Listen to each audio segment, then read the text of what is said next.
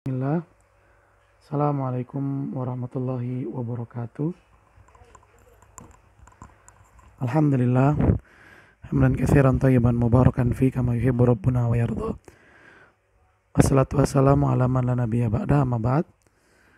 Siswa dan siswi SD Islam Mafaza, semoga Allah Subhanahu wa taala selalu melindungi kita dari berbagai macam bahaya dan penyakit, dan semoga Allah Subhanahu wa taala senantiasa memberikan kita kemudahan dan semangat dalam belajar dimanapun kita berada. Insya Allah pada pertemuan kali ini kita akan belajar fikih, dan alhamdulillah kita telah sampai pada pelajaran 7 tentang khitan. Insya Allah pada kesempatan kali ini Ustadz akan menjelaskan terlebih dahulu tentang khitan, kemudian kita membaca kitab sambil menerangkan beberapa kalimat yang mungkin kurang bisa dipahami dengan baik.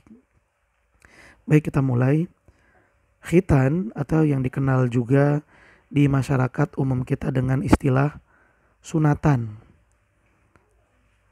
tentu bukanlah istilah yang asing bagi kita, sering kita mendengarnya dan kita pun mungkin pernah menghadiri acara sunatan. Namun, apakah kita sudah mengetahui bagaimana hukum berkhitan dalam agama Islam dan apa saja sih ketentuan dan manfaat di dalam khitan? Mari kita sama-sama menyimak pelajaran kali ini. Pengertian khitan dulu. Kita akan bahas pengertian khitan. Khitan itu artinya adalah memotong kulit yang menutupi ujung kelamin laki-laki. Nah, syariat khitan ini atau ibadah khitan ini ternyata ibadah yang kita contoh dari Nabi Ibrahim alaihissalatu wassalam, karena beliau adalah orang pertama yang melakukan syariat khitan ini, syariat sunat.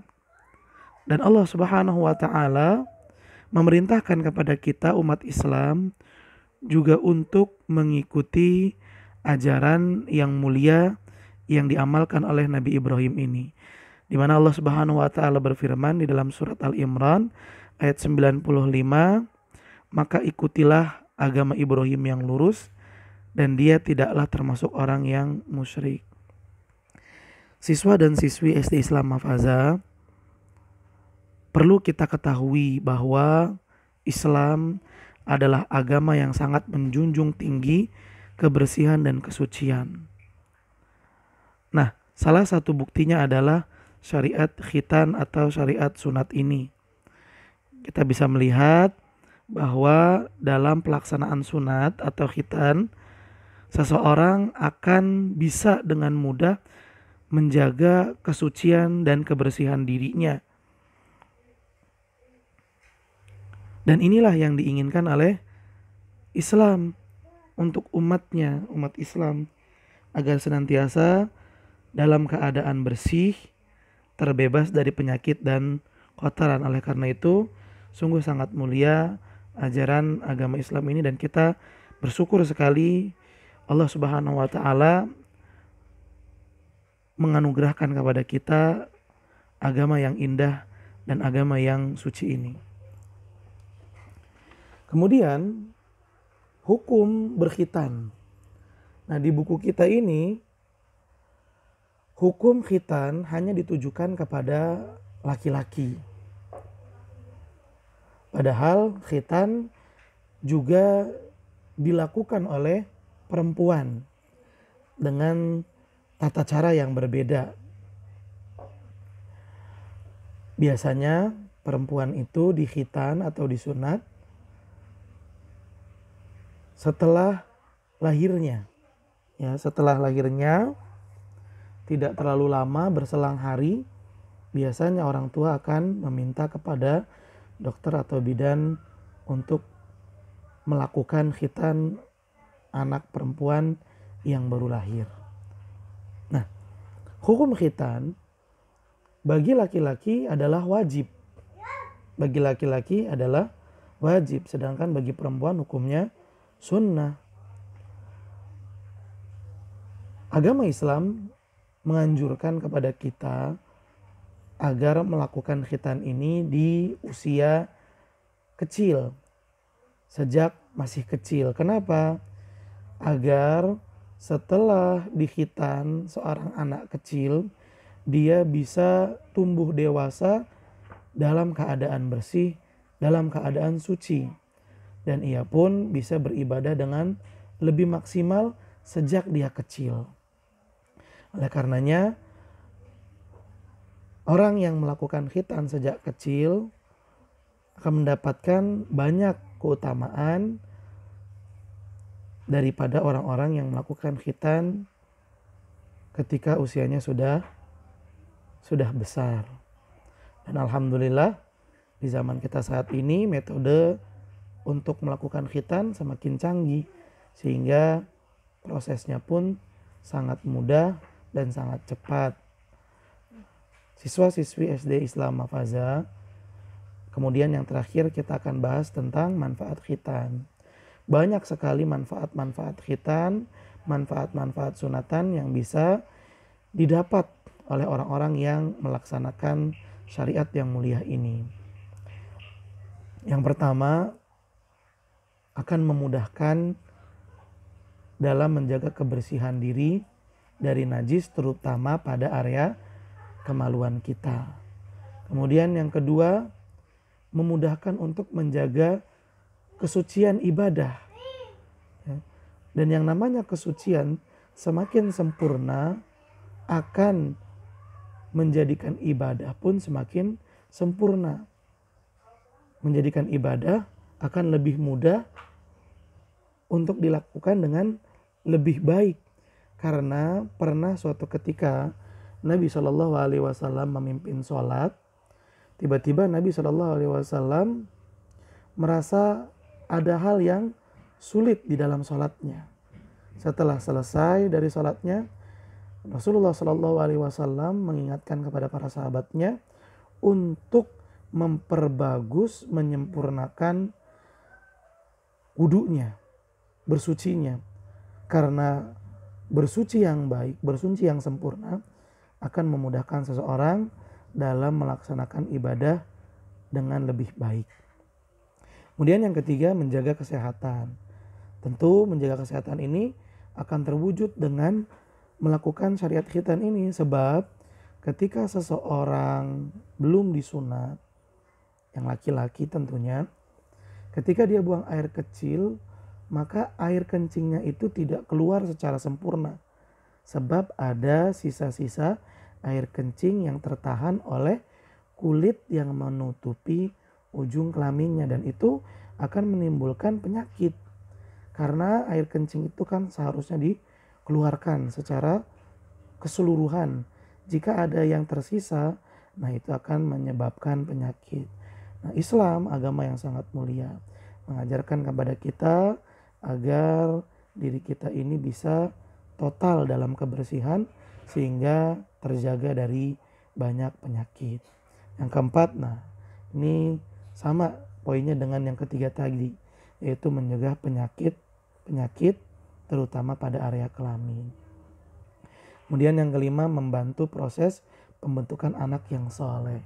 Nah ini juga harus kita perhatikan, karena sebagaimana yang tadi disebutkan, jika seorang anak telah dikhitan atau disunat dari sejak kecil, maka dia akan tumbuh dalam keadaan suci.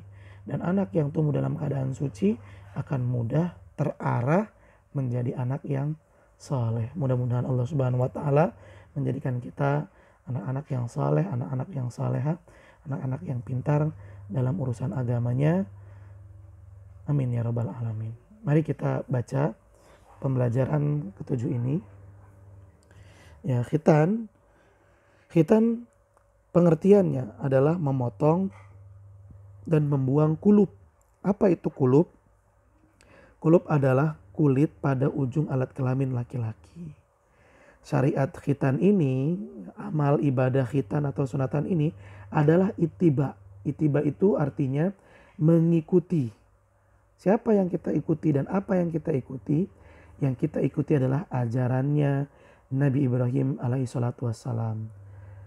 Allah Subhanahu wa taala berfirman di dalam surat Al-Imran ayat 95, katakanlah wahai Muhammad, benarlah segala yang difirmankan Allah, maka ikutilah agama Ibrahim yang lurus dan dia tidaklah termasuk orang yang musyrik. Adanya syariat khitan merupakan bukti bahwa ajaran Islam menginginkan umatnya hidup dalam keadaan bersih dan suci agar terbebas dari penyakit dan kotoran.